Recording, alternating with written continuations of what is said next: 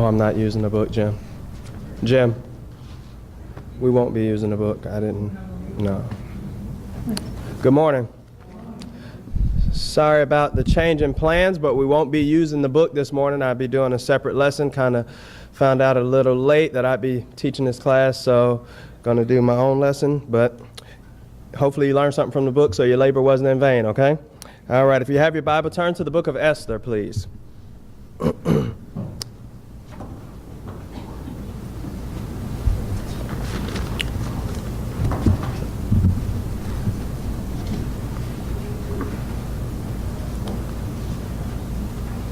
Book of Esther. We're going to get our lesson from this morning. I want to look at some things from Esther's life. It's 10 chapters long, so we'll do sort of an overview. We'll try to canvas some main points that I pull out. You have questions or comments, you just raise your hand and interrupt me, and hopefully we can study this book together and learn some things. Esther's a unique book in its place in Scripture, in the canon of Scripture.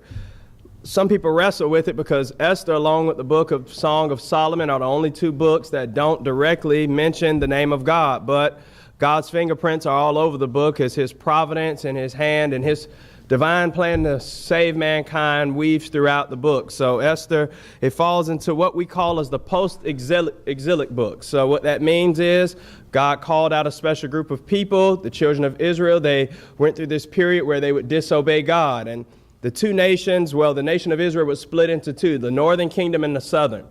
The northern nation was a lot worse. They went into Assyrian captivity around 721 BC, and the southern kingdom, they weren't any better. 586 BC, they go into Babylonian captivity. While in Babylonian captivity, the Babylonians who are over the people of Israel are overcome by the Persians in 539 BC, and they're still in captivity, but now they just have a new leader, a new boss, and that's the Persian Empire. And that's the empire under which the story of Esther takes place. The Jews are away from their homeland. It's because of their disobedience. God says you'll spend 70 years in captivity or in slavery because of that, and then I'll bring you home.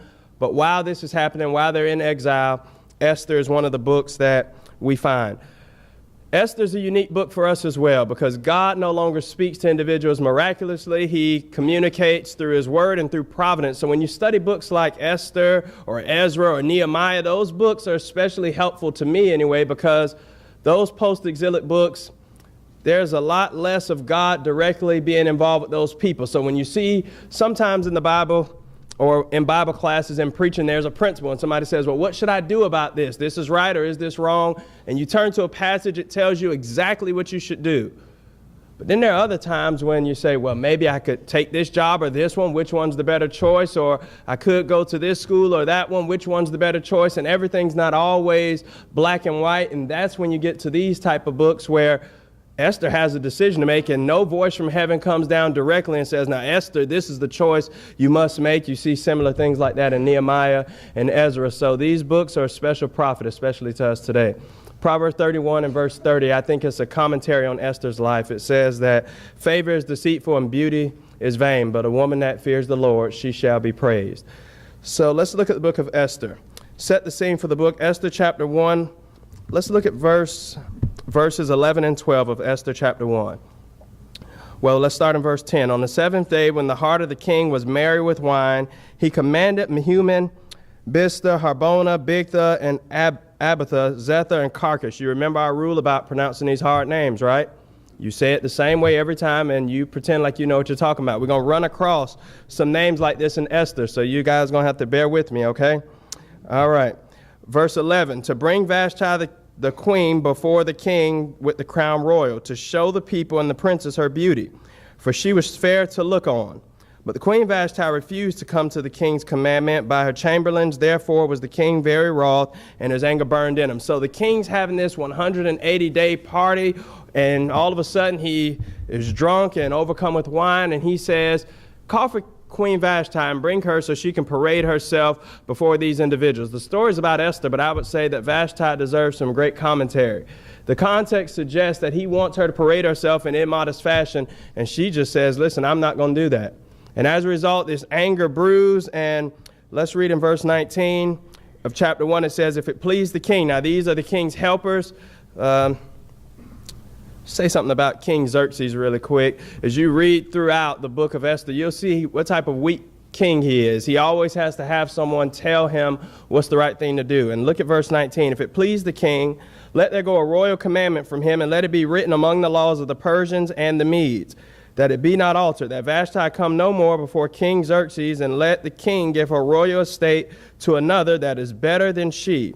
And when the king's decree which he shall make shall be published throughout all his empire, for it is great, all the wives shall give to their husbands honor, both to great and small. And the saying pleased the king and the princes, and the king did according to the word of Memucan. For he sent letters into all the king's provinces, into every province according to the writing thereof, and to every people after their language, that every man should bear rule in his house, and that it should be published according to the language of the people.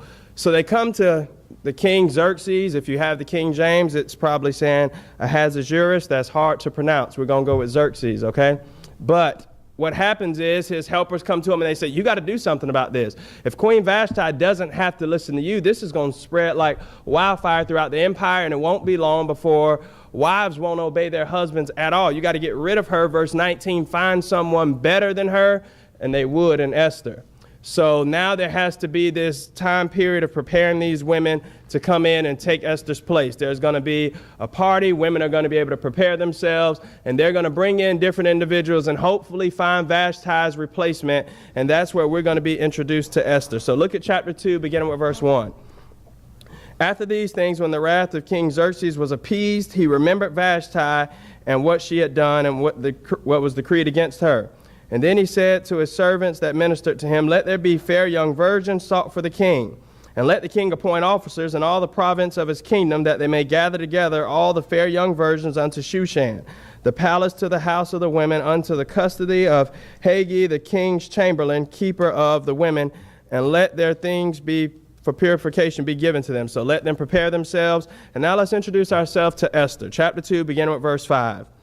Now in Shushan, the palace, there was a certain Jew whose name was Mordecai, the son of Jair, the son of Shimei, the son of Kish, a Benjamite, who had been carried away from Jerusalem with the captivity, which had been carried away with Jeconiah, the king of Judah, whom Nebuchadnezzar, the king of Babylon, had carried away.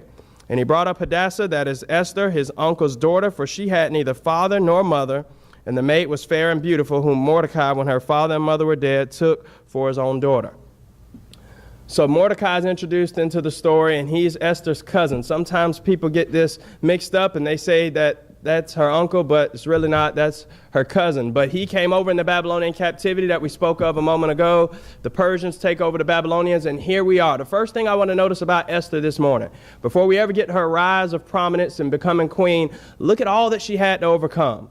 It says here she had neither father nor mother, and all she is an orphan under the care of her cousin.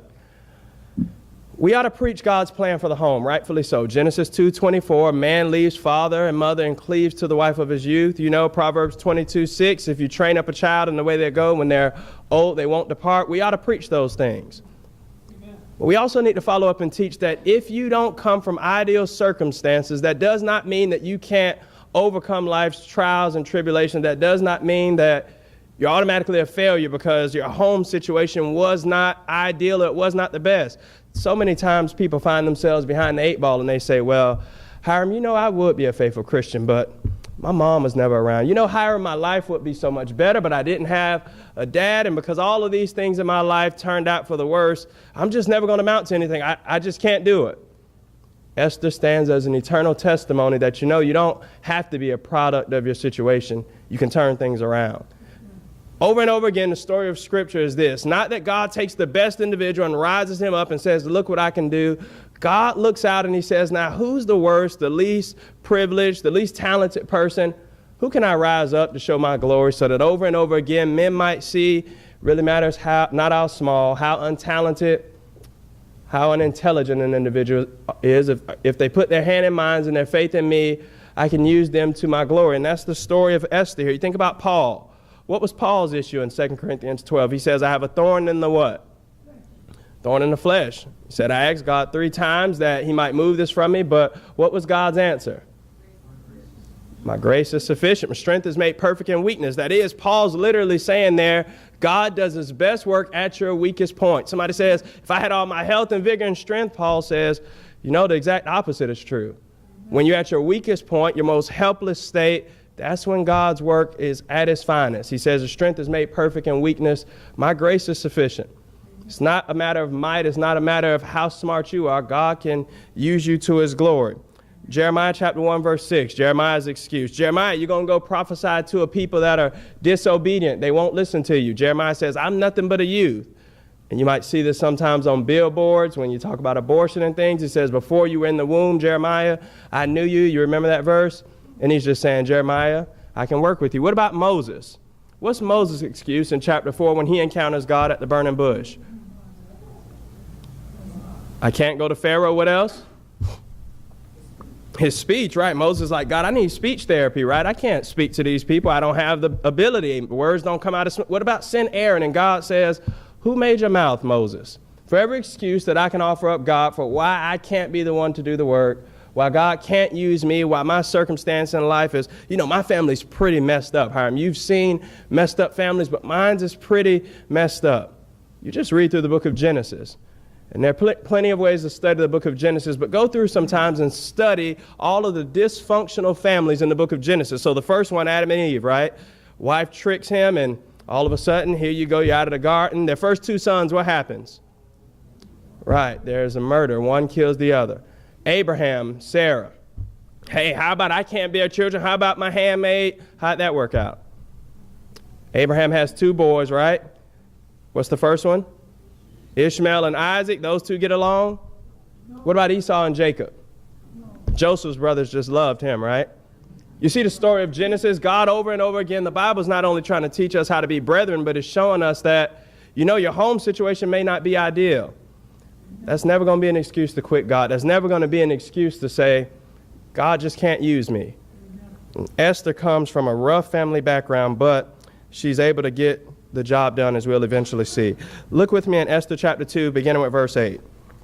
So it came to pass when the king's commandment and his decree was heard, and when the maidens were gathered together unto Shushan the palace to the custody of Haggai, that Esther was brought also to the king's house to the custody of Haggai, the keeper of the women. And the maiden pleased him, and she obtained kindness of him, and he speedily gave her things for purification, which things as belonged to her, and the 7 maidens which were meet to be given to her out of the king's house, and he preferred her and her maids unto the best place of the house of the women. So Esther does 3 things here.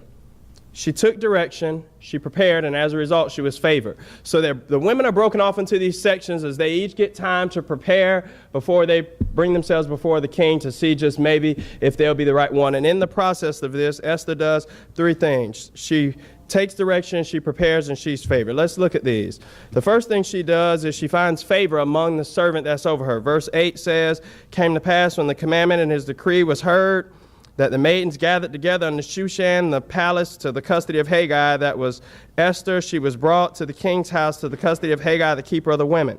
And the maiden pleased him, and she obtained kindness of him, and he speedily gave her the things of purification. Esther's in a foreign land. Her people are in captivity. Her identity is not known yet, but what does it say about her in the presence of this individual? She finds what?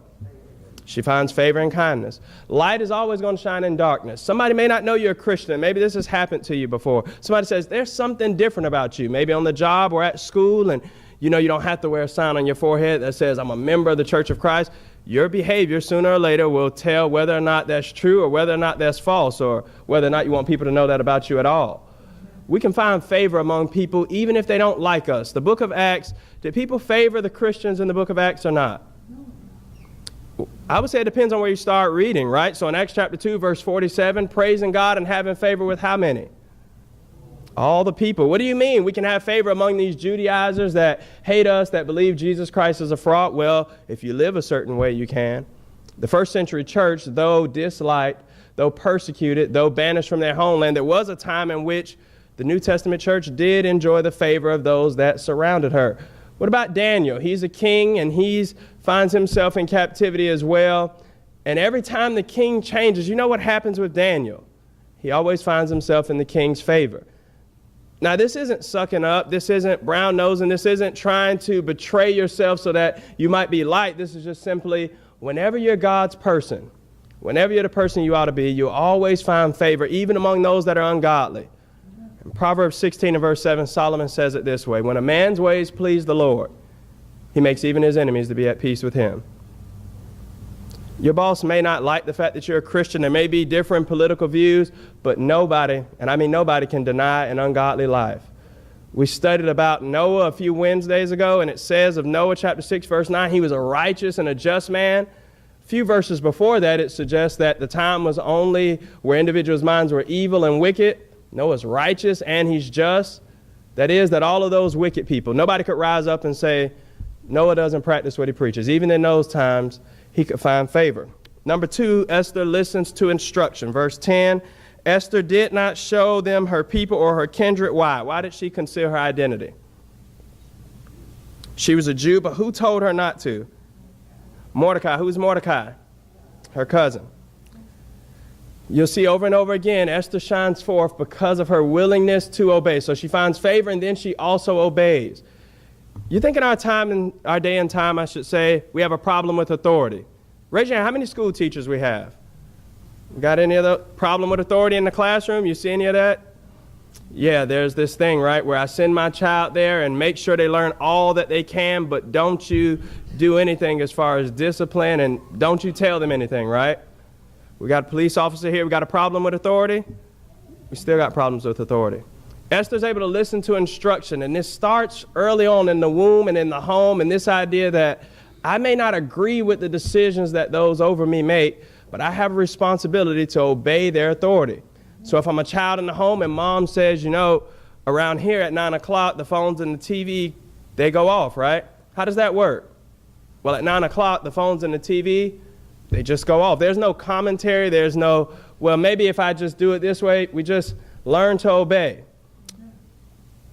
What about in the congregation? Who has the authority in the local congregation? Jesus does, but who has he delegated some authority to? The elders. But what if I don't like meeting at 9:30? You know, I think things will be better if we just meet at 10:30. You just got to submit to the leadership, right? And sometimes that's hard to do, right? What if I want the carpet green, lime green? I like lime green. It's really doesn't matter, right? We got to get this down about authority, because it's going to fluctuate throughout all our life. You find a person that disrespects parents, it won't be long before this goes into their school system, then law enforcement and government. It's a snowball effect. Esther gets this down early on. Mordecai, why can't I tell them I'm a Jew? I shouldn't be ashamed of my heritage. Esther, it just wouldn't be a good idea if you told them where you were from. And Esther obeys, and it turns out for her good. Number 3, Esther, she prepares. Look at verse 12. Now, when every maid's turn was to come to go into King Xerxes, after she had been 12 months, according to the manner of the woman, for so were the days of their purifications accomplished, to wait for 6 months with oil and myrrh, and 6 months with sweet odor, and with other things for the purifying of the women. She prepared for a year, for 12 months, to go before who? Who? The king. So Esther, 12 months, you're going to do nothing but prepare your body so that you can present yourself in the best fashion before you come before the king. I can't just help but think that one day we're going to come before a king. How much time are you going to spend preparing? Esther's going before an earthly king, an earthly dignitary, and she says, got to get ready for 12 months before I go into his presence. Jesus says, you know, in John 12:48, he that rejects me and receives not my words has one that judges him, the words that I've spoken. The same will judge you in the last day. There's a judgment day coming, and I can't help but think how many people are thinking, it's like an open book test. I'll just study the night before, right? And then I'll go in before the king. 2 Corinthians 5:10 says, we must all appear before the judgment seat of Christ, that everyone may receive the deeds done in his body. How much time should we put in to prepare before the king we'll stand before? God's given us a lifetime, right? Am I taking days off in my preparation? One musician said, if I miss a day, I know it. If I miss another day, my competition knows it. And if I miss yet a third day, the audience knows it. I just can't take days off in my preparation. Esther knows that this is important. High school football coach, not my coach, but one in a nearby town, he had this saying, and it stuck with me ever since I heard it. He said, you know, first impressions are last impressions. You only get one shot, he's basically saying. You only get one time to do this right. Esther says, I got to go before him. And there's only one chance that I get to do this. I'm going to take all the time necessary to prepare. Say something else about preparation. Maybe you want to do a great work in the church. Maybe you think, that would be a good thing to do with the kids. Or maybe, hey, I could teach a class here. Maybe I could do this idea. But the time just doesn't seem right now. May you always be preparing, though. Just because your number hasn't been called, just because it's not your time, doesn't mean that I can take days off and never prepare, because one day your number will be called. One day somebody's going to pass away. One day somebody's going to get sick. And the church is going to need you. And what do we do if you're not prepared? When should I start to prepare? Prepare all the time. Look at 1 Samuel chapter 30. Put your hand in Esther and look at 1 Samuel 30. Look at verse 22 and 24. 22 through 24, I'm sorry. 1 Samuel chapter 30.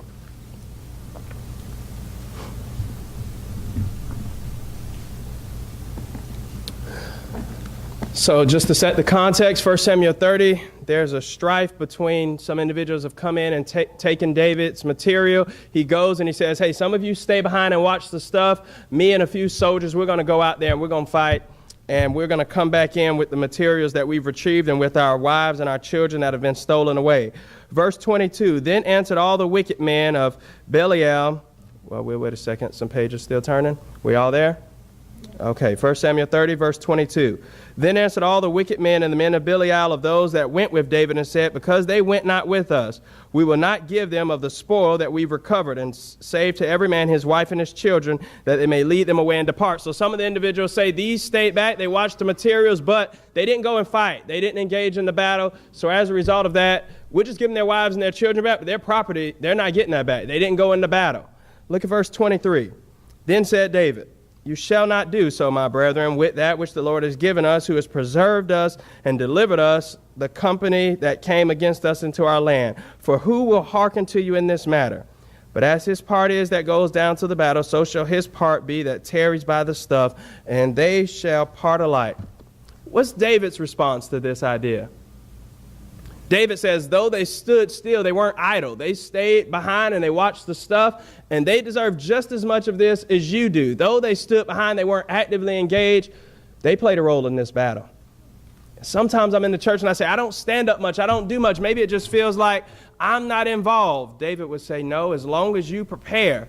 There's a difference between standing and standing still. And David says, oh, these individuals have been involved. For time's sake, we won't read it, but in Numbers 32, the children of Israel are heading toward Canaan.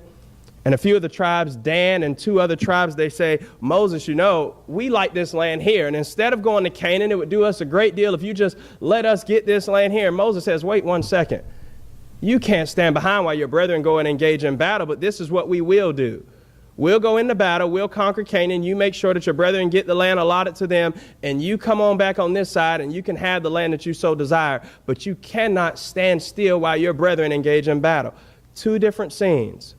In 1 Samuel 30, there are individuals that have stood still and watched the materials, but they're very actively engaged. They're very much so on the team.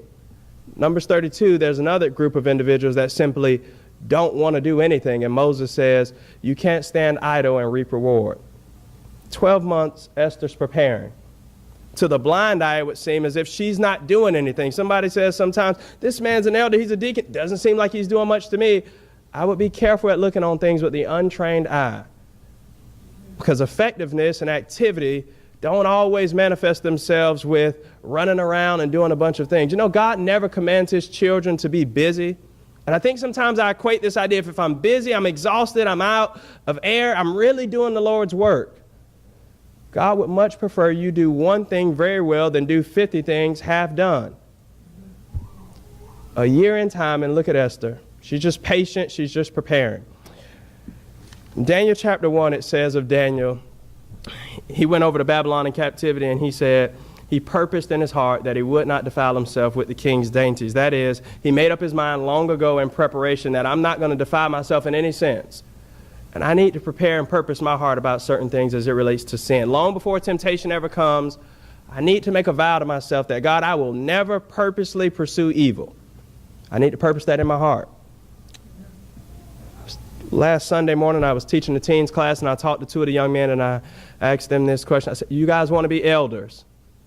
They said, well, I never thought about it. I wouldn't mind. And I said, I'm encouraging you to become elders. You know, we train preachers, but I've never seen an elders training school. You ever seen one of those? Somebody thinks they just grow out of the ground, right? But we ought to start training our young men long before to be elders. Encourage them, show them the greatness of the work. And there's plenty of ways we can do this. One, I must never down-talk the leadership of the church in my home. I must always hold these men in the highest esteem. Who has the most important job in the world? The President of the United States? It's an elder in the Lord's church. The most important job in the world. If we would prepare individuals like Esther did for a year in time, we need to start to prepare individuals now. Who's going to be the next deacon? Who's going to be the next elder? Who's going to be the next guy to watch the sound booth? Who's going to be the next preacher? We need to prepare like Esther did, and this is what made her who she was. Esther chapter 2, verse 15 through 17. Now when the turn of Esther, the daughter of Abihail, the uncle of Mordecai, who had taken her for his daughter, was come to go into the king, she required nothing but what Haggai, the king's chamberlain, the keeper of the women, appointed. And Esther obtained favor in the sight of all of them that looked upon her. So Esther was taken to King Xerxes into his royal house in the 10th month, which is the month of Tebeth, in the 7th year of his reign. And the king loved Esther above all the women, and she obtained grace and favor in his sight, more than all the virgins, so that he set the royal crown upon her head and made her queen instead of Vashti. So here we go. Esther makes her way. She prepares for a year, and when she comes before the king, what happens? She becomes Queen Esther. We quit at 10:15, is that right? All right. We'll get to it in a second. Chapter 3 we won't delve into, but what happens in chapter 3, Haman's the king's right-hand man. And he begins to rise to prominence also, but he has a problem. He wants everybody to bow down and worship him, but Mordecai is a Jew. And Mordecai can't do this because he worships Jehovah God, and he won't bow down. And so Haman says, you know what? What's Mordecai's nationality? And he finds out that Mordecai is a Jew. And he sends out this decree and wants something signed in Persian law. This is very important, and it goes back to chapter 1 also. Wants something signed in Persian law, and the king stamped his seal on it. There can be no reversal of it. No matter what happens, you can't change it. So he gets the king to sign this law, and he says, I want you to make sure that on one day throughout the year, we're going to go through and exterminate all of the Jews. These individuals are disobedient. They worship a foreign god, and we just need to get rid of these folks. And the king complies with this request in Esther 3, 8 through 15. So this news makes its way to Mordecai. Mordecai, the Jews, and all of you individuals, you're going to be exterminated one day. Look at Esther chapter 4, verses 1 through 3. When Mordecai perceived all that was done, that's what Haman did. Mordecai rent his clothes and put on sackcloth with ashes, and he went out to the midst of the city and cried with a loud and a bitter cry. And he came even before the king's gate, for none might enter the king's gate clothed with sackcloth.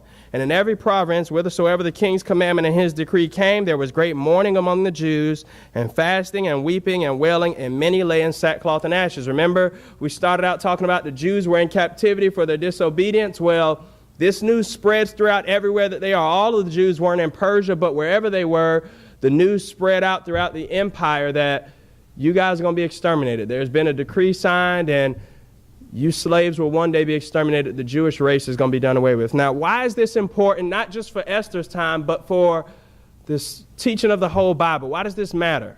Why does it matter for us? Well, if that had been done, there would be no link to the promise of our Savior. That's exactly right. And I heard somebody else say to Messiah.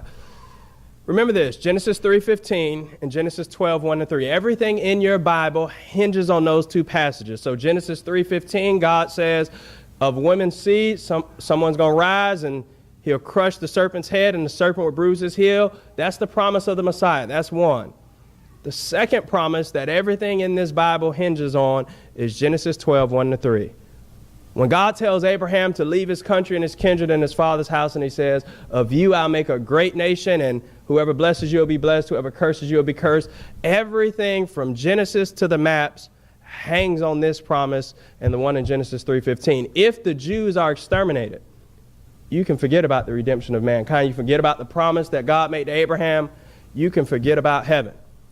So Mordecai and these Jews, they weep about this because they know that their time is up. Mordecai goes into the king's gate. Verse 8, And he gave him a copy of the writing of the decree that was given at Shushan to destroy them, to show it to Esther, and to declare to her and to charge her that she should go into the king to make supplication to him and make request before him for the people. So Mordecai can't reach Esther directly. So she sends a mediator, an individual. What's going on with Mordecai? He's out there in this sackcloth. He's mourning.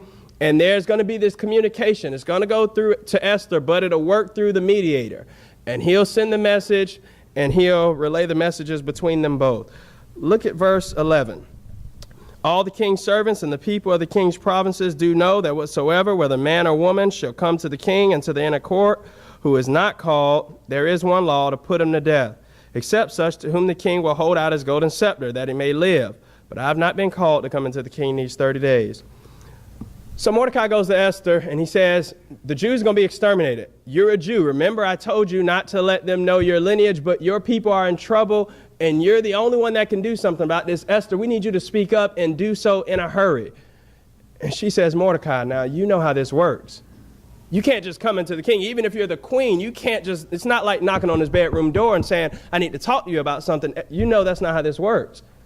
If you come into the king's presence uninvited, your life is a 50-50 chance. If he stretches out the scepter and says, okay, I welcome you, though unannounced and uninvited, you'll live. But if he doesn't, for whatever reason, I'll be killed. I just can't risk that. She's questioning this idea of, should I really risk my life to go into the king? There are times and periods when he calls for different individuals, but it's not my time right now. He hasn't called me.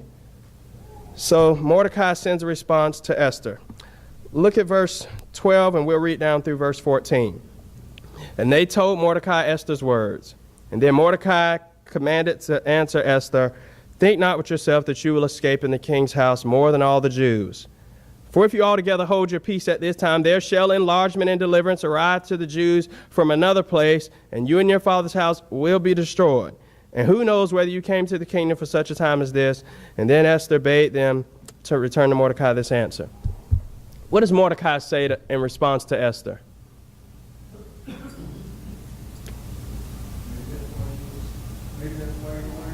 That's exactly right. He says two things. The first thing he says is, Esther, if you don't do anything about this, don't think you're going to get away. It won't be long before they find out that you also are a Jew, and you and your father's house, your lineage will be cut off. And I'm sure that deliverance will rise from us from somewhere else. Remember, I said that God's name is not mentioned throughout the 10 chapters of Esther, but don't you see his fingerprints in 13? Who else could Mordecai be referring to when he says deliverance will arise for the Jews from somewhere else? Even if you fail to speak up, Esther, but just think about this. He doesn't force her. Remember, I told you sometimes in life there are decisions to be made. And we live in a day when God's not going to tell you, you need to take this job. He's not going to audibly say that. You need to take your kid out of this school and this. Mordecai doesn't push. Mordecai says, consequence number one, Esther, you may die in this as well. And then he gives her something to think about. You know, Esther, maybe the whole reason why you rose to the position you are at is for such a time as this. Maybe this was all in the plan all along. And he just leaves Esther with the facts. Hey, I'm not going to make you choose either way. Just these are the facts. Our lives are going to work a lot like that. Sometimes you're going to have a decision to make, and God's going to say, you know, if you make this decision, you know the definite consequence. And I can't guarantee you 100% success on this end, but just maybe if you trust in faith, this will happen for you. And sometimes God says, now here are the options, and it's left for you to choose. What is Esther's response? Let's look at verses 16 and 17. Verse 16, go gather all the Jews that are present in Shushan, and fast ye for me. And neither eat nor drink 3 days, night or day. I also and my maidens will fast likewise, and so will I go into the king, which is not according to the law. And if I perish, I perish. So Mordecai went his way and did according to all that Esther commanded him. We look at three things from this. Esther was, number one, positioned. She was selfless. And in the third place, she was a pious individual. What is Esther's response after Mordecai tells her this? Round up the Jews and do what?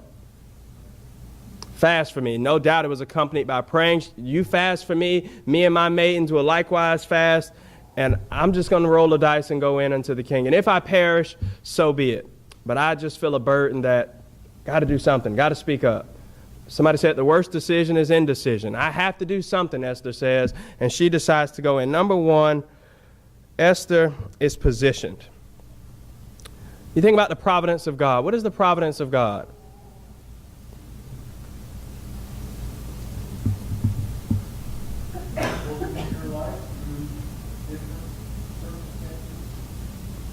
That's exactly right. The providence of God is God working in individuals' lives through normal means to achieve his purpose. God works in providence through providential situations today. Now, providence isn't something all of the time where you can put your finger on it and say, I know this happened because of this. There's a story, and I may not get it right, but there's about a young boy, and he got a pony, and all of his friends said, you probably heard this before, his friends told the dad, hey, that's a great pony for your son. He says, yeah, I think so. Then his son fell off and broke his leg, and they said, what a horrible pony. And a week later, the draft came in, and they said, well, what a great thing that your son broke his leg, because if he would have went to the draft, well, then life probably would have been worse for him. And then the house burns down, and they say, well, his life would have been safer if he went to the draft. And you see, life doesn't work out in such a way where you can always say, now, this situation is great and this one's bad. Providence is God working through regular, everyday means to accomplish his purpose. Esther, number one, is positioned by divine providence to be in the situation that she's in. God's providence runs parallel to his sovereignty. That is, because God's all-powerful, he's able to orchestrate things in such a way that it will turn out for his ultimate good. Think about Joseph. Joseph experienced the providence of God? Without a doubt. In the book of Genesis, Jacob dies, and the brothers say, man, maybe Joseph was just being nice to us because dad was around, but we've really messed up. Joseph, we're sorry, we'll be your servants. And Joseph says, am I in the place of God? You know, what you meant for evil, God turned around and really used it for good to save much people alive as it is this day. Joseph says, providentially, you sold me into slavery through anger, through jealousy, but God used it for good. Had you not sold me into slavery, we would have no inside link into Egypt, and when the famine struck all of the land, we would have perished. You meant it for evil, but God was able to turn around and use it for good. You think about the New Testament, and you get to the one chapter book of Philemon, and Philemon is slave master. Onesimus is his slave. He breaks free. He comes to Paul. Paul writes a letter to Philemon, and he says, I want you to receive Onesimus back, but not this time as a slave, but as a brother. And then in verse 15, there's this one word, and Paul's an inspired apostle, but even Paul believes in providence because he says, perhaps, just maybe, Onesimus was released for you for a season, that he might return to you forever as a brother. This idea of providence. God just used ordinary means. Onesimus ran away. He found Paul. He became a Christian. Esther, why are you a queen? You know, at first there was the preparation, there was the party, there was the ceremony, but she never knew that she'd have a part in God's divine scheme of redemption to preserve the Jewish lineage. She had no idea. And what if Esther would have said, I'm not pretty enough. I can't be queen. I'm not a Persian. I'm a Jew. They're going to change my name. I just can't do this. But Esther put her best foot forward, and it turned out for her eventual good. Think about some of the things in your life, and sometimes you say, sometimes we like the easy road. But maybe God's saying, you know, maybe I know you really want to get out of that job, but just maybe you're working there for such a time as this. I know you really can't wait for those kids to get 18, but maybe they're under your care right now for such a time as this. I wish our country was in better shape, you know. And sometimes people look back and say, oh, I wish I was born in the 50s or in this era, but just maybe everyone here this morning, God saw fit to put you where you are for such a time as this so that we might be the voices to speak out. I don't know if you're going to do anything great. I really can't tell. But if we are just faithful to God and do our daily service to him, there's no doubt that God can use it for our eventual good. Romans 8:28 says that we know that all things work together for what? Good. For them that are called of God and according to his purpose, right? That means two things for the Christian. Number one, either it's good, or number two, is working toward that end.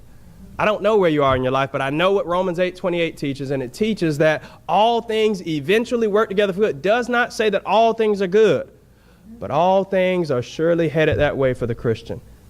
That's the only chance. That's the only thing for us. 2 Corinthians 2:14, Paul says, we are always led in triumph in Christ. What does always mean? It means always, right? We're always led in triumph in Christ. How often does the Christian lose? According to Paul, you never do. Now, the faulty scoreboard of life may show you down, it may show you losing, but Paul says, according to the divine standard, you are always victorious in Christ. Providence of God will see to it. Daniel 4:25, Daniel says, You know that God rules in the kingdoms of men.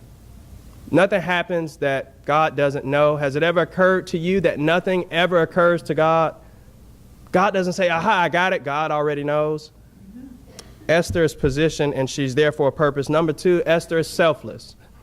Esther says, if I perish, I perish.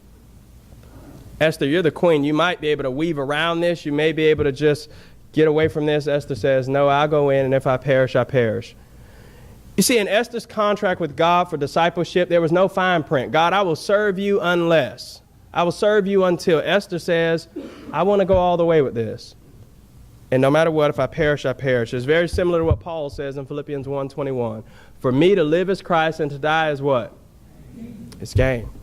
And it's easy to say that in full health. You know, I'm young, I'm vigorous, but man, I really don't want cancer. I really don't want this thing to happen to me. I have 2 kids. But you see, when I sign up for discipleship, I say to God, my life's a blank check. Spend me as you will. And it really matters not if I get to happily ever after. It really doesn't matter if the confetti ever falls for me. My life is used in his service. And I don't have to get the fairy tale ending. I just need to serve God. It'd be great for Esther if all of this pans out, and it does. And because of time, we're going to skip ahead. But Esther says, even if it doesn't, I'd rather die in service than to die stagnant. And that's what she does.